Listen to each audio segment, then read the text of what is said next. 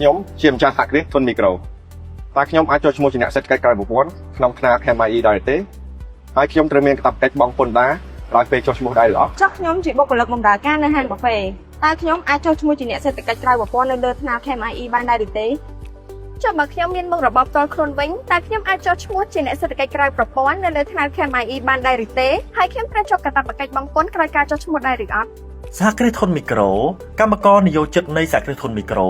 កម្មករនិយោជិតម្ដងម្កាលនិងបុគ្គលស្វ័យនិយោជគឺអាចចុះឈ្មោះជាអ្នកសេដ្ឋកិច្ចក្រៅប្រព័ន្ធនៅលើថ្នាក់ KMI បាន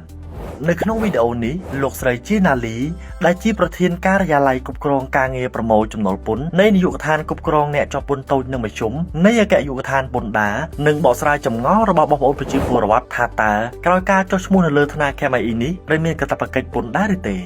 ចាសម្រាប់អ្នកចុះឈ្មោះជាអ្នកសេដ្ឋកិច្ចក្រៅប្រព័ន្ធដែលមានដូចជាកម្មករនិយោជិតនៃសហគ្រាសធុនមីក្រូកម្មករនិយោជិតម្ដងម្កាលបុគ្គលស្វ័យនិយោជនិងសហគ្រាសធុនមីក្រូដែលមានកម្រិតផលរបរប្រចាំឆ្នាំក្រោម250លានរៀលនិងទទួលបានអត្ថប្រយោជន៍ដែលរាជរដ្ឋាភិបាលផ្ដល់ជូនមានដូចជាការបណ្ដុះបណ្ដាលបង្កើនសមត្ថភាពផ្សេងៗដោយពុំមានកាតព្វកិច្ចពន្ធពលគឺពុំចាំបាច់ចុះបតង់និងប្រកាសបង់ពន្ធឡើយ